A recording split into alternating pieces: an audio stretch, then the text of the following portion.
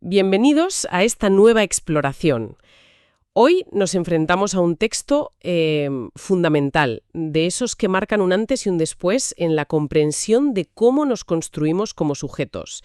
Nos adentramos en el capítulo 11 del Seminario 1 de Jacques Lacan, el seminario sobre los escritos técnicos de Freud. Y este capítulo tiene un título que ya nos pone en alerta: Ideal del yo y yo ideal. Hay que decirlo de entrada. No es una lectura sencilla. El propio Dr. Leclerc, en su introducción al capítulo, nos avisa de su densidad. Pero precisamente por eso vale la pena sumergirse. Nuestra misión hoy es intentar desentrañar las ideas clave que Lacan rescata y, sobre todo, reelabora a partir de Freud sobre estas dos instancias psíquicas. ¿Qué son realmente? Y, crucialmente, ¿cómo se diferencian? Porque entender esto es clave para pensar la identidad, el deseo, incluso nuestra relación con los demás. Exacto. Es importante situarnos. Lacan está aquí en un diálogo intenso, cuerpo a cuerpo podríamos decir, con un texto fundacional de Freud, Introducción al Narcisismo, de 1914. La distinción que Freud esboza allí, y que Lacan va a retomar y a darle una vuelta de tuerca aquí, entre el ideal del yo, el Ich ideal en alemán, y el yo ideal, el ideal Ich, es absolutamente central. Toca la médula de cómo se forma el sujeto, la compleja dinámica del narcisismo, ese amor por la propia imagen, los mecanismos de identificación por los que nos hacemos parecidos a otros, y algo tan fascinante y esquivo como la sublimación. Es un campo de batalla conceptual, muy rico, y bueno, no siempre fácil de seguir, ni siquiera en el propio Freud. De acuerdo, pues pongamos los pies en el suelo freudiano que Lacan utiliza como base. El texto arranca conectando algo que parece muy primario: la libido, esa energía psíquica fundamental, con la formación misma del yo, de nuestro sentimiento de identidad. Incluso lo relaciona con afecciones como la hipocondría. ¿Podríamos empezar por clarificar esa conexión inicial? Por supuesto, es la base de la teoría libidinal freudiana.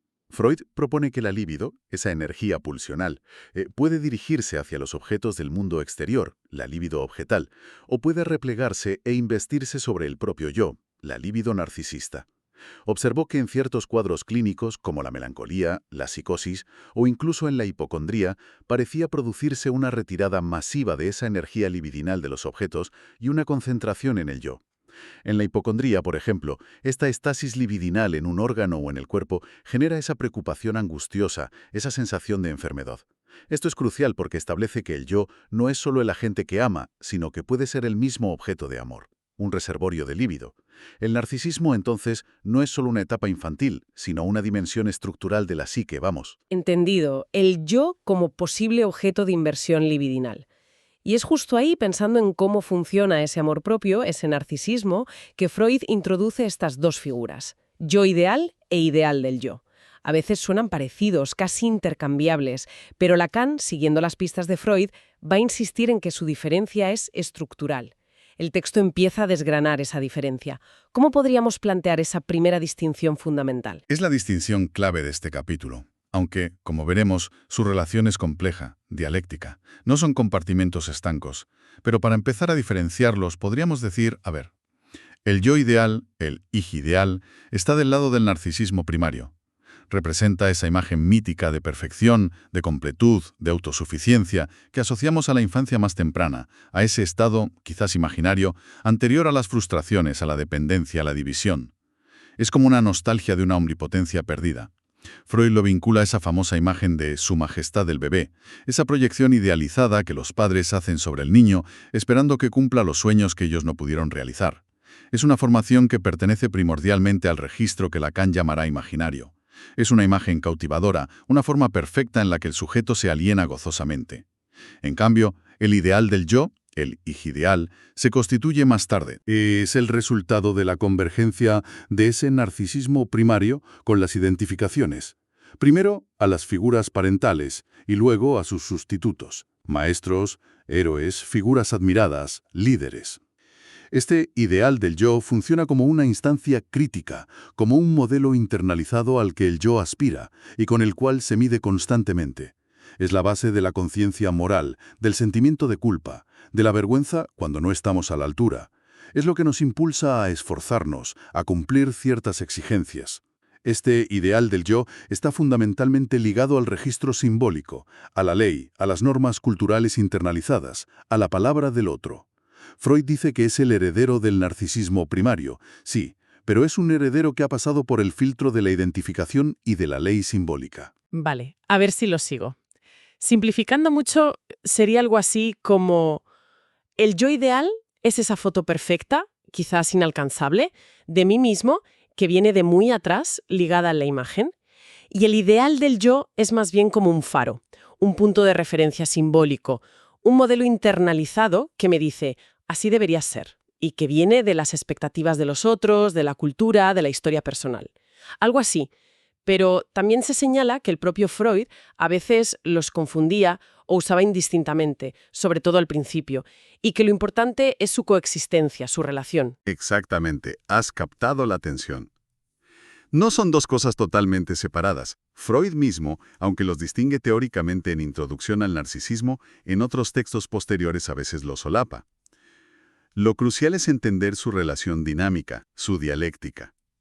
El ideal del yo, esa instancia simbólica exigente, necesita combustible, y ese combustible es precisamente la energía libidinal narcisista que emana del yo ideal. Sin esa inversión narcisista, el ideal sería una letra muerta, sin poder sobre el yo. Y aquí entra en juego otro concepto freudiano fundamental que se menciona: la sublimación.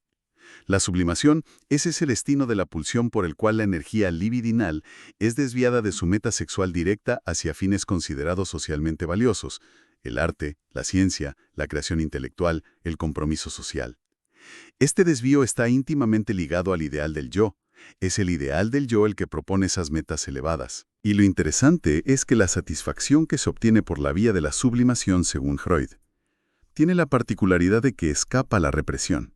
Es una forma de satisfacción que no genera conflicto con la instancia crítica, que es aceptable para el ideal del yo. Esa instancia crítica, esa voz interior que a veces nos aplaude y otras nos machaca. El texto la relaciona directamente con la formación de la conciencia moral y con una instancia psíquica que Freud desarrollaría más formalmente después. Precisamente, el ideal del yo es el núcleo fundamental de lo que Freud llamará más tarde el superyo o superego. Aunque hay matices y Lacan hará precisiones importantes, la función básica está ahí. La autoobservación, la vigilancia constante, la comparación entre lo que el yo es y lo que debería ser según el ideal. Freud lo describe como una instancia psíquica particular que se ha diferenciado dentro del yo y que lo juzga con severidad. Menciona explícitamente cómo esta instancia se vuelve observable de forma casi aislada en ciertas patologías, como en el delirio de ser observado de los paranoicos o en la autocrítica feroz de los melancólicos, donde parece haber una especie de cultivo puro de esta conciencia moral hipertrofiada. También la relaciona con la censura que opera en los sueños, impidiendo que ciertos deseos lleguen a la conciencia, y con el mecanismo general de la represión. Podríamos decir que el ideal del yo es el guardián de las normas internalizadas. Entendido el rol de guardián, el texto introduce luego un concepto que parece clave en la dinámica energética de todo esto. Habla de un desplazamiento de la libido hacia el ideal del yo y menciona un término alemán específico: Entfernung. ¿Qué implica este movimiento? Entfernung se traduce habitualmente como alejamiento, distanciamiento, apartamiento. Es un concepto crucial. Describe un movimiento psíquico absolutamente necesario para la constitución del sujeto socializado. Para que el ideal del yo pueda establecerse como instancia rectora, es imprescindible que el sujeto renuncie, al menos parcialmente, a la satisfacción narcisista plena e inmediata ligada al yo ideal, a esa imagen de completud imaginaria y de fusión con el otro primordial. Hay que aceptar una pérdida, una distancia, entfernung, respecto a esa satisfacción primera para poder investir libidinalmente las exigencias del ideal del yo, que son en última instancia las exigencias de la cultura, de la ley simbólica, del lazo social. Este desplazamiento de la libido desde la fascinación por la propia imagen, yo ideal, hacia la instancia simbólica que nos representa y nos exige, ideal del yo, es fundamental para la integración en la comunidad humana. Supone empezar a amar y valorar ese lugar simbólico desde el cual uno se mira, y es mirado por los otros significativos. Este alejamiento crea una tensión interna que es constitutiva del sujeto, una tensión entre la aspiración al ideal y la nostalgia de la imagen narcisista. Nunca se renuncia del todo a esa imagen. De ahí la tensión permanente, claro. Toda esta danza entre la imagen narcisista, la instancia simbólica, la libido que se desplaza, el alejamiento necesario, sigue siendo bastante abstracto, hay que reconocerlo. Y aquí es donde Lacan, fiel a su estilo de buscar formalizaciones, recurre a uno de sus instrumentos predilectos, el esquema óptico. En este capítulo, concretamente, despliega el famoso experimento del ramillete invertido. Parece un momento culminante en su argumentación aquí. ¿Cómo nos ayuda este modelo, esta especie de experimento mental con espejos, a visualizar la diferencia y, sobre todo, la relación entre el yo ideal y el ideal del yo? Sí, es uno de los modelos más célebres y visualmente potentes de Lacan, aunque siempre hay que recordar que es una analogía, una herramienta para pensar, no una fotografía del aparato psíquico, simplificando mucho el esquema de los dos espejos que Lacan presenta y comenta extensamente en este capítulo. Imaginemos un objeto real. Lacan usa unas flores en un jarrón que podemos pensar como símbolo del cuerpo fragmentado, de las pulsiones parciales antes de la unificación imaginaria, que está colocado de tal manera que no podemos verlo directamente. Primero, interviene un espejo cóncavo.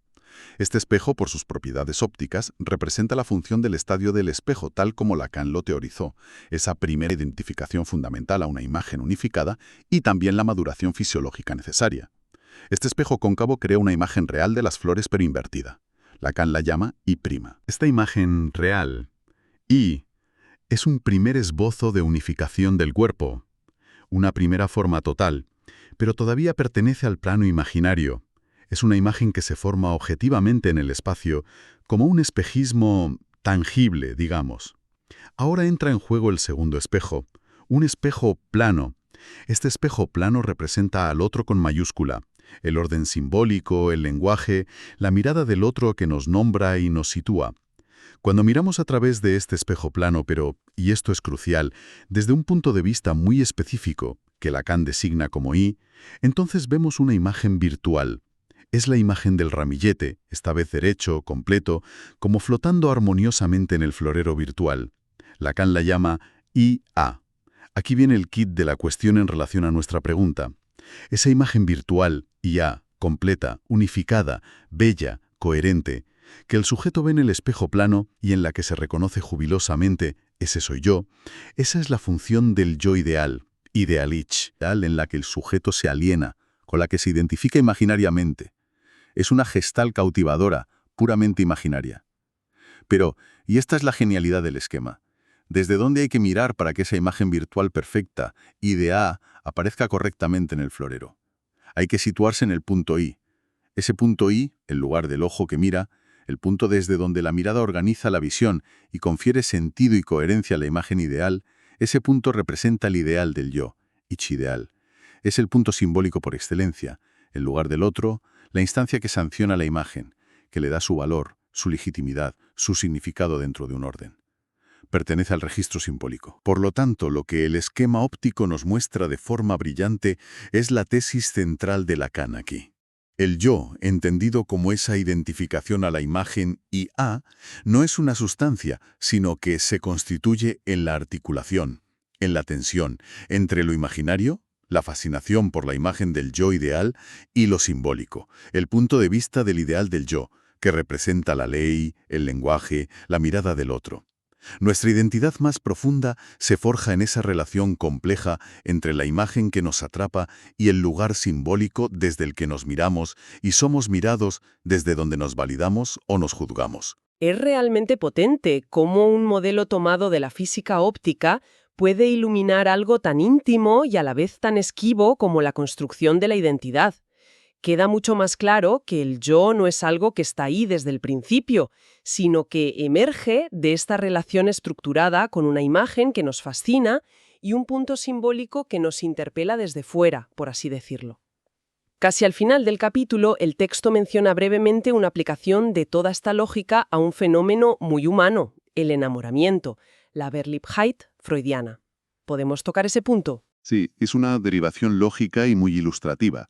Freud, en sus análisis sobre la psicología de las masas y el análisis del yo, describe el estado de enamoramiento intenso, la Verliebtheit, como un fenómeno donde ocurre algo muy particular con la economía libidinal. El sujeto parece como si se vaciara de su propia libido narcisista para investir masivamente al objeto amado. Y lo crucial es que este objeto amado es entonces elevado y puesto en el lugar del yo ideal del sujeto. Es decir, el objeto amado pasa a encarnar esa perfección narcisista que el sujeto proyecta. Como consecuencia, el propio yo del enamorado se siente empobrecido, humilde, sumiso, mientras que el objeto amado es exaltado, idealizado, sobreestimado. Es una manifestación clínica, podríamos decir, de cómo estas instancias ideales, yo ideal e ideal del yo, no son meras abstracciones teóricas, sino que juegan un papel determinante en nuestra vida afectiva, en nuestras elecciones de objeto y en la dinámica de nuestras relaciones más intensas. Muy bien, creo que hemos conseguido navegar por las aguas a veces turbulentas de este capítulo 11 del Seminario 1. Hemos perfilado esa diferencia fundamental, aunque siempre en tensión, siempre dialéctica, entre el yo ideal, esa imagen primordial, especular, narcisista, ligada a lo imaginario, a la nostalgia de una completud perdida, y el ideal del yo, esa instancia simbólica, heredera de las identificaciones y del Edipo, ligada a la ley, a la cultura, a los rasgos que tomamos de los otros y que funciona como nuestro modelo interno y nuestro juez. Efectivamente, si algo hay que retener es que no son conceptos que se oponen y se excluyen, sino dos polos de una estructura fundamental que nos constituye como sujetos. La relectura que Lacan hace de Freud aquí es brillante al mostrar cómo nuestro sentimiento más íntimo de identidad, nuestro ser, nosotros mismos, se forja en esa articulación compleja, a veces conflictiva, entre la fascinación por nuestra propia imagen idealizada, yo ideal, y nuestra sumisión o aspiración a un punto de referencia simbólico, ideal del yo, que en última instancia nos viene del otro, del lenguaje, de la cultura. Es una estructura que atraviesa toda la experiencia humana. Y quizá, para no cerrar sino abrir la reflexión, podríamos plantearnos esto. Si esta tensión entre la imagen ideal que nos da una consistencia imaginaria, yo ideal, y la instancia simbólica que nos exige, nos guía y a veces nos aplasta, ideal del yo, es tan fundamental, ¿qué sucede en nuestra experiencia subjetiva cuando estas instancias entran en un conflicto demasiado agudo? Pensemos en crisis de identidad, en momentos de profunda insatisfacción o culpa. O al revés, ¿qué ocurre cuando una de estas instancias parece desfallecer o fallar? Por ejemplo, en ciertas formas de psicosis, donde la relación con la imagen o con la ley simbólica parece radicalmente alterada. O en esas crisis vitales donde los ideales que nos sostenían se derrumban. Explorar las consecuencias de los desequilibrios en esta dialéctica yo-ideal, ideal del yo, no solo nos abre puertas para entender la psicopatología, sino también las pequeñas y grandes vicisitudes cotidianas del deseo, la satisfacción, la autoestima y la dificultad de vivir en cada uno de nosotros. Es un mapa complejo, pero tremendamente útil para pensar la condición humana.